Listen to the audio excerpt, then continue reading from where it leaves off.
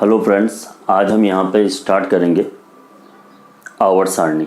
और आवर्त सारणी जेट और आईसीआर के पर्पज़ से तो इम्पोर्टेंट है ही सही, और साइंस का ऐसा कोई सा भी कंपटीशन एग्जाम नहीं है जिसमें आवर्त सारणी से रिलेटेड कोई भी क्वेश्चन नहीं आया हो। तो ये इंपॉर्टेंट चीज़ है।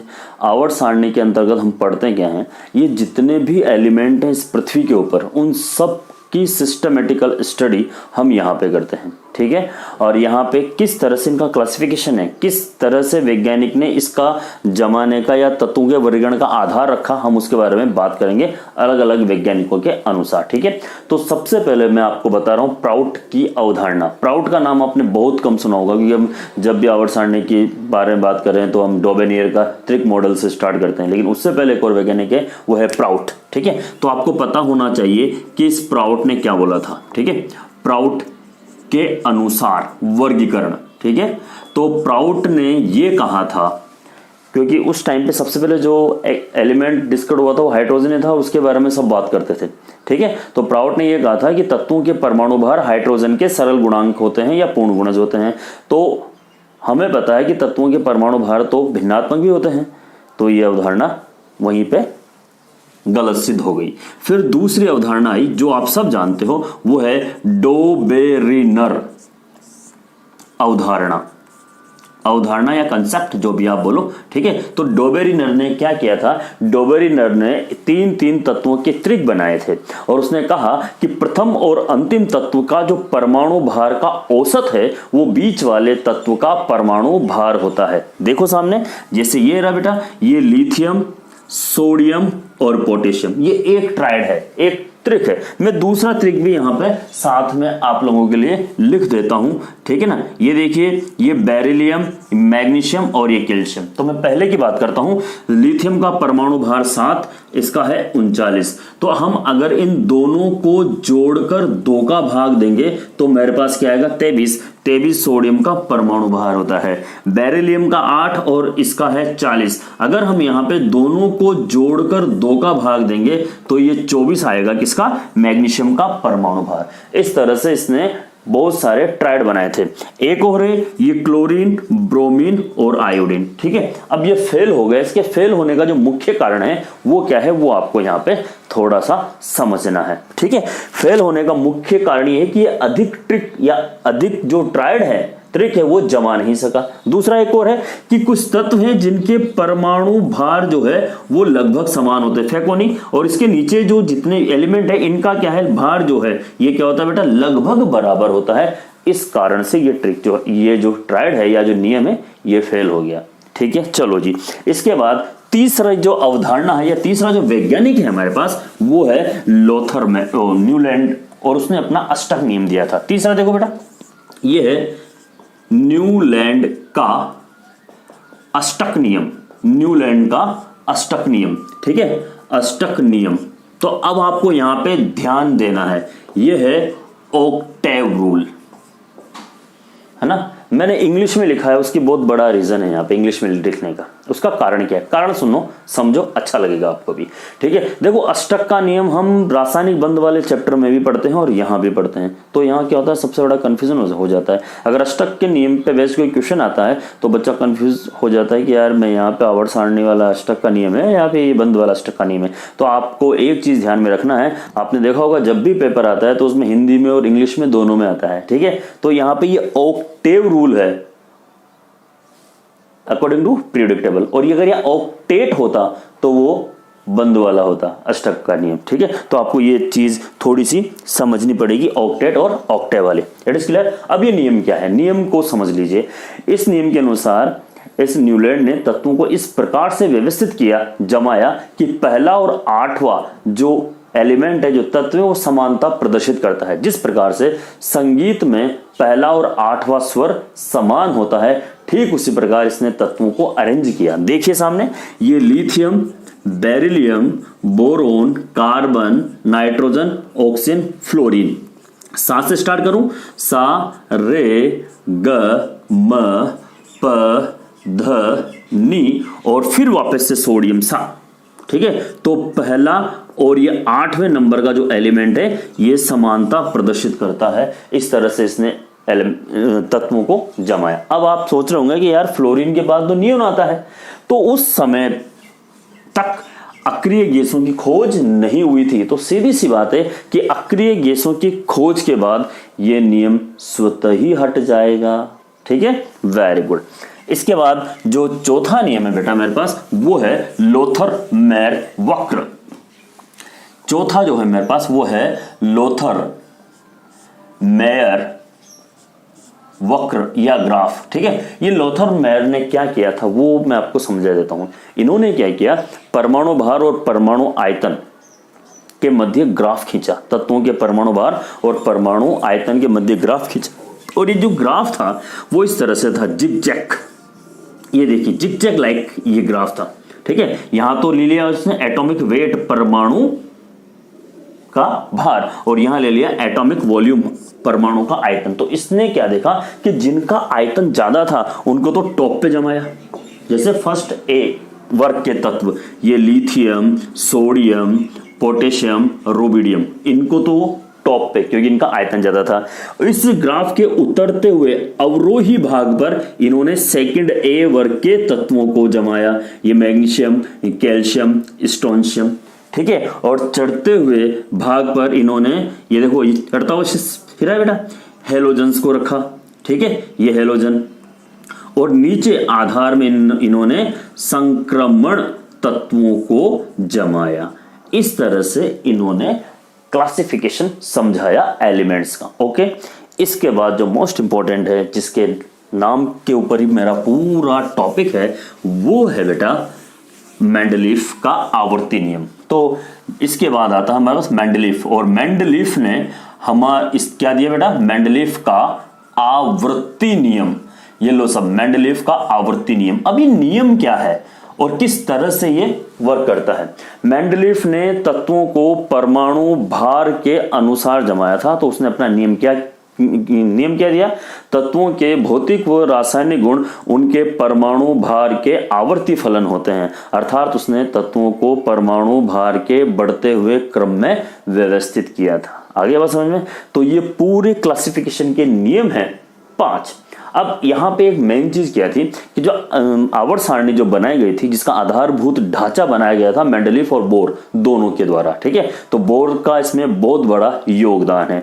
आवर्त सारणी की खास बात क्या है उसके बारे में मैं यहां पे बात करने वाला हूं आपसे। चलो जी, नेक्स्ट मेरा जो टॉपिक है वो है आवर्त सारणी की विशेषता।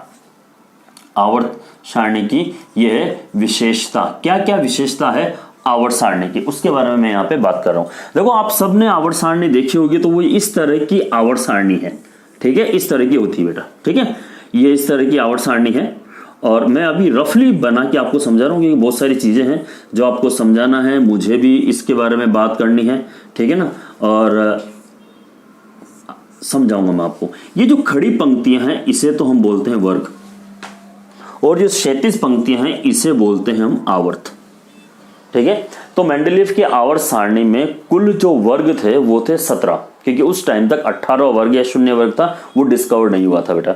तो 17 वर्ग थे, लेकिन उसको 2 उप वर्गों में बांट रखा था, इसलिए यहां पे बोलते हैं कि मेंडलीफ की आवर्त सारणी में कुल वर्गों की संख्या 8 थी। देखिए मैंने क्या बोला, मैंने पहले बोला कि 17 वर्ग है। जब हम इन खड़ी पंक्तियों को गिनेंगे, ठीक है, तो ये 17 होगी। ठीक है, और आधुनिक आवर्त सारणी में 18 होती है। लेकिन यहाँ पे बोलते हैं या लिखते हैं, आपको लिखा हुआ या बोला हुआ भी मिलेगा कि मेंडलीफ की आवर्त सारणी में कुल वर्ग कितने थे बेटा, 8। अब ये 8 कैसे हैं, यही क्लासिफिकेशन है अकॉर्डिंग टू वर्ग। तो वर्ग के आधार पर देखो बेटा, ये वर्ग के आधार पर, तो मेंडलीफ की आवर्त सारणी में वर्गों को 2 उपवर्गों में बांट रखा था, एक फर्स्ट ए से लेकर 7th ए तक, और एक फर्स्ट बी से लेकर 7th बी तक। इन दोनों को मिलाकर उसने बोला 7 वर्ग। ठीक है बेटा, और जो 8वां वर्ग है ये खुद 3 वर्गों से मिलकर बना था, 8, 9, 10। तो एक हम इसको काउंट करते हैं, तो टोटल वर्गों की संख्या कितनी हो गई, 8। ठीक है, और आधुनिक आवर्त सारणी में 9 या 17 और 18। ये आपको थोड़ा सा ध्यान में रखना पड़ेगा इस वीडियो के माध्यम से भी। ठीक है, अच्छा जी, अगर हम यहाँ आवर्त की बात करते हैं बेटा, ठीक है, आवर्त, अकॉर्डिंग टू आवर्त, आवर्त के अनुसार। मैंने आपको बोला बेटा कि मेंडलीव की आवर्त सारणी में कितने आवर्त है टोटल? 7। तो जो पहला आवर्त था इसका नाम है बेटा अति लघु, क्या नाम है इसका? अति लघु आवर्त। और इसमें एलिमेंट कितने थे? केवल 2, हाइड्रोजन और हीलियम। ठीक है, दूसरे और तीसरे वर्ग का नाम था लघु आवर्त। क्या नाम था? लघु आवर्त। और इसमें तत्वों की संख्या थी 8। जब मैं टेबल बनाऊंगा उसमें भी आपको ये सारी की सारी चीजें वापस से सिखाऊंगा। ठीक है, और चौथे और पांचवें आवर्त को हम बोलते हैं दीर्घ आवर्त। ठीक है, और इसमें तत्वों की संख्या होती है बेटा 18। तो जो वंडर नंबर हम लिखते हैं 2, 8, 8, 18, 18, 32 वो यहीं से आइए।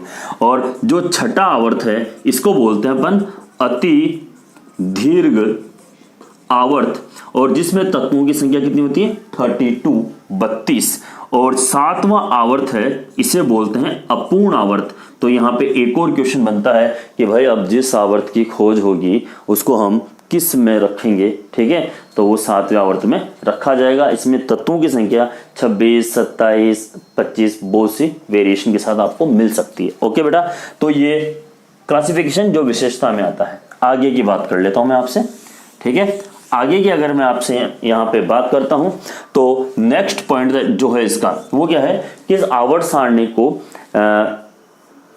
वर्ग या गुणधर्म के आधार पर बनाया गया था। मतलब एक ही वर्ग के जितने भी एलिमेंट होंगे उनके जो प्रॉपर्टी है, उनके जो गुणधर्म है वो एक समान होंगे।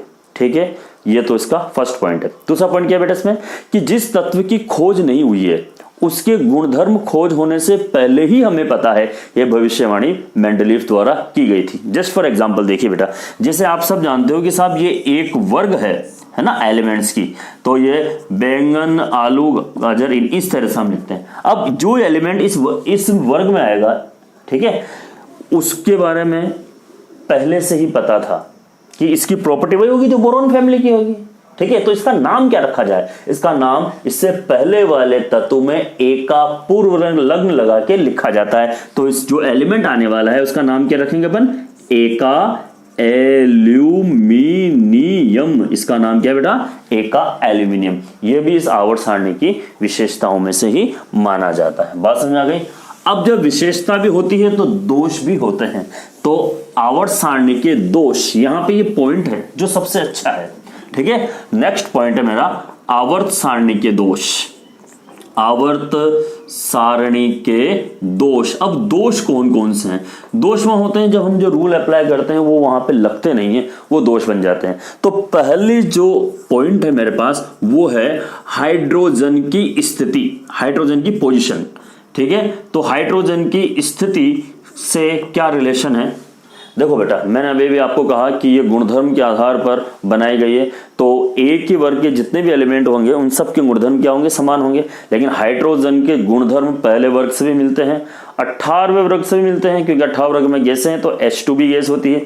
17वें वर्ग से भी मिलते हैं क्योंकि 17वें वर्ग में सारे -1 ऑक्सीकरण अवस्था दर्शाते हैं। Fluorine -1, chlorine -1। तो हाइड्रोजन भी धात्विक हाइड्राइड के साथ -1 ऑक्सीकरण अवस्था दर्शाता है। तो पहले से मिलते हैं, 18वें से मिलते हैं, 17वें से मिलते हैं, 14वें वर्ग कार्बन फैमिली से भी मिलते हैं क्योंकि कार्बन को उतने ही इलेक्ट्रॉन चाहिए अष्टक पूर्ण करने के लिए जो उसके बाह्यतम कोश में है। बाह्यतम कोश में कितने बेटा? 6 परमाणु क्रमांक, पहली कक्षा में, दूसरे में 4। अगर 4 और मिल जाएंगे तो अष्टक पूरा। हाइड्रोजन को भी उतने ही इलेक्ट्रॉन चाहिए जो उसके बाह्यतम कोश में। 1 इलेक्ट्रॉन है, एक और मिल जाएगा तो द्वीप पूरा हो जाएगा और वो स्थायी हो जाएगा। ठीक है, नेक्स्ट आप डी खंड में भी इसको रख सकते हो क्योंकि ये डी खंड की धातुओं से अभिक्रिया करके धात्विक हाइड्राइड बनाता है, इस कारण से। तो ये इसके दोष का पहला पॉइंट है साहब, हाइड्रोजन की स्थिति। और आपको पता है बहुत सी बार आप पढ़ते हो कि हाइड्रोजन आवारा तत्व है जिसका कोई ठिकाना नहीं होता, हम उसे आवारा बोलते हैं। यहाँ भी आवर्त सारणी में हाइड्रोजन का कोई ठिकाना नहीं है, बेचारे को कहीं भी हम रख सकते हैं, इसलिए उसको आवर्त सारणी का आवारा तत्व कहते हैं। ध्यान देना बेटा इस चीज का। दूसरा पॉइंट है साहब इसका समस्थानिक। ठीक है, दूसरा है यह है समस्थानिकों की स्थिति। अब ये क्या हो भैया? समस्थानिकों की स्थिति।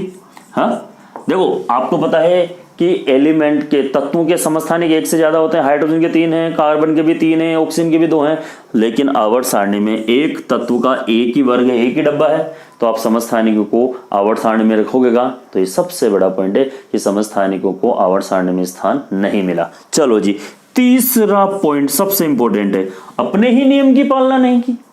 उसने कहा था तत्वों को परमाणु भार के बढ़ते हुए क्रम में जमाएंगे। तो भाई साहब, ऑर्गन और पोटेशियम, इसमें ऐसा क्या था कि इसका परमाणु भार था 39.90, इसका था 39.10।